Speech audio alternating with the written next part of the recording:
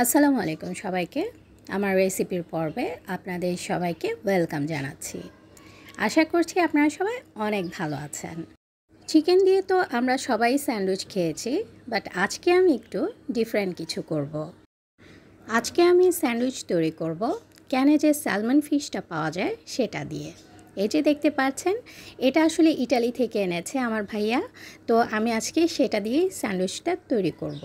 তো আপনারা যদি স্যালমন ফিশ না পেয়ে থাকেন, আপনারা কিন্তু এই জায়গায় টুনা যে ক্যানটা আছে সেটাও ইউজ করতে পারেন। তো প্রথমে আমি ক্যানটা ওপেন করে নিয়ে আমি ফিশগুলোকে একটা স্ট্রেইনারে দিয়ে দিচ্ছি। আমি এখানে মোট 3টা ক্যান ইউজ করেছি।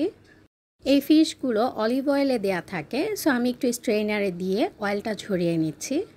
আমি এর আগেও একবার টুনা ফিশ দিয়ে তৈরি করেছি, সেটাও কিন্তু খেতে বেশ ভালো লাগে। আমি ঠিক যেভাবে তৈরি করছি এভাবে তৈরি করলে কেউ বুঝতেই পারবে না যে এটা কোনো ফিশ দিয়ে তৈরি করা। খেতে কিন্তু বেশ লেগেছে। স্ট্রেইনারে দিয়ে আমি 5 মিনিটসের মধ্যে অয়েলটা ঝরিয়ে নিচ্ছি। তারপর একটি বোল নিয়ে নিলাম। এতে আমি দিয়ে দিচ্ছি কিউকাম্বার কুচি। আমি কিন্তু এটাকে পিল করিনি, আমি ঠিক ওইভাবে সিডলেস করে জাস্ট এখানে আমি চপড করে নিয়েছি। অনিয়নটাকেও চপড করে নিয়েছি। আর এটা হচ্ছে মজারেলা চিজ। এখানে আমি চিজের ইউজটা একটু বেশি করেই করব। এখন এতে আমি দিয়ে দিচ্ছি ব্ল্যাক পেপারটা আমি একটু বেশি দিচ্ছি, আমি একটু স্পাইসি চাচ্ছিলাম। আর এটা দিচ্ছি আমি চিলি ফ্লেক্স। এগুলো আসলে আপনারা আপনাদের পছন্দ মতোই অ্যাড করবেন। আমি কিছুটা সল্ট দিয়ে দিলাম। এখন আমি এতে অ্যাড করব রেড চিলি সস। আপনারা চাইলে এখানে টমেটো সসও ইউজ করতে পারেন, বাট রেড চিলি সসটা ইউজ করলে এর টেস্টটা আমার কাছে মনে হয় বেশি ভালো লাগে।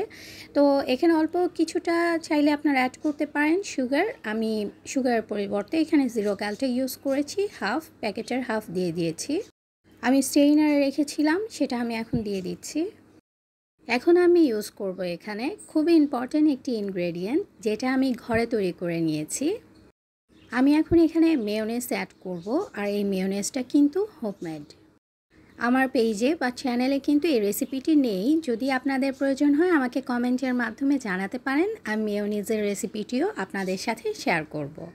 তো আমি এখানে প্রায় 1 কাপ পরিমাণ মেয়োনেজ অ্যাড করেছি। এখানে কিন্তু মেয়োনেজটা একটু বেশি পরিমাণেই অ্যাড করতে হবে। তারপর আমি স্প্যাচুলারের সাহায্যে খুব ভালো করে সবগুলো উপকরণ মিশিয়ে নিচ্ছি। এই স্যান্ডউইচটা তৈরি করতে কিন্তু একদমই সময় লাগে না। সব কিছু যদি রেডি থাকে একদম চটজলদি তৈরি করে নেওয়া সম্ভব। তো এটা মিক্স করে তারপর আমি ব্রেড নিয়ে নিচ্ছি। আপনারা চাইলে কিন্তু ব্রেডটাকে আগে থেকে টোস্ট করে নিতে পারেন কিছুটা। তো আমি ব্রেডের উপরে প্রথমে কিছুটা বাটার দিয়ে নিচ্ছি। তারপর আমি যে মিশ্রণটা তৈরি করলাম সেটা উপরে খুব ভালো করে ছড়িয়ে দিব।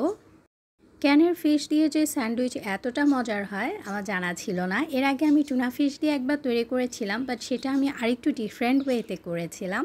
বাট আমার কাছে এটার টেস্টটা অনেক বেশি ভালো লেগেছে। সবাই খেয়েও বেশ ভালো বলেছে। তো আপনারা চাইলে কিন্তু ট্রাই করতে পারেন। তো এই তো আমি এখন এর উপরে মজারেলা চিজ দিয়ে দিচ্ছি। চিজটা তো আপনারা আপনাদের ইচ্ছে মতো অ্যাড করবেন।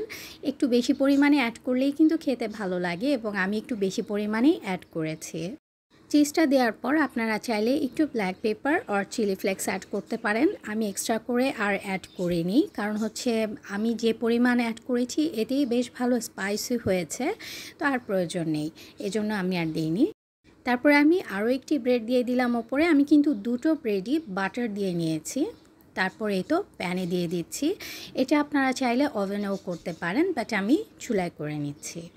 চুলার আঁচটা কমিয়ে রাখতে হবে, না হয় কিন্তু ব্রেডটা পুড়ে যেতে পারে। সো আমি চুলার আঁচ কমিয়ে এখন ঢাকনা দিয়ে ঢেকে দিচ্ছি। খুব বেশি সময় না, 2 মিনিটের মতো। জাস্ট আমার চিজটা ভেতর থেকে মেল্ট হয়ে যাবে এবং উপরে একটা কালার চলে আসলে আমি নামিয়ে নিব। তো এই তো দেখতে পাচ্ছেন আমার 2টো ব্রেড আসলে একটু কালচে হয়ে গিয়েছিল। এছাড়া বাকিগুলো খুব সুন্দর হয়েছে। আমি অনেকগুলোই করেছি একসাথে। তো এই তো দেখতে পাচ্ছেন আমি এখন কেটে দেখাচ্ছি। এটা চাইলে কিন্তু আপনারা 3টা ব্রেড দিয়েও করতে পারেন। সেখানে আপনারা চাইলে স্লাইস চিজটাও অ্যাড করতে পারেন। এতে করে এর টেস্ট কিন্তু আরও অনেক ভালো আসবে। তো যাই হোক, আজকের মতো এটাই ছিল আমার রেসিপি। আশা করি আপনাদের কাছে ভালো লেগেছে। তো আমি আরও একটি কাট করে দেখাচ্ছি আপনাদেরকে। আপনারা চাইলে এই স্যান্ডউইচটা তৈরি করে এটাকে র্যাপ করে কিন্তু ফ্রিজে রাখতে পারেন। এটা একদিনের মতো ফ্রিজে রাখা যাবে, যেহেতু অনিয়ন অ্যাড করা আছে। বাট একদিন এটা রেখে আপনারা সার্ভ করতে পারবেন। তো আজ এ পর্যন্তই। আশা করি আমার রেসিপিটি আপনাদের কাছে ভালো লেগেছে। ভালো লেগে থাকলে অবশ্যই আমাকে কমেন্ট করে জানাবেন। তো পরবর্তীতে আবার চলে আসব নতুন কোনো রেসিপি বা কোনো ব্লগের সাথে। আমার রেসিপিগুলো ভালো লেগে থাকলে আপনারা আপনাদের ফ্রেন্ডস অ্যান্ড ফ্যামিলির সাথে শেয়ার করতে পারেন। তো আজ এখানেই বিদায় নিয়ে নিচ্ছি। আল্লাহ হাফেজ।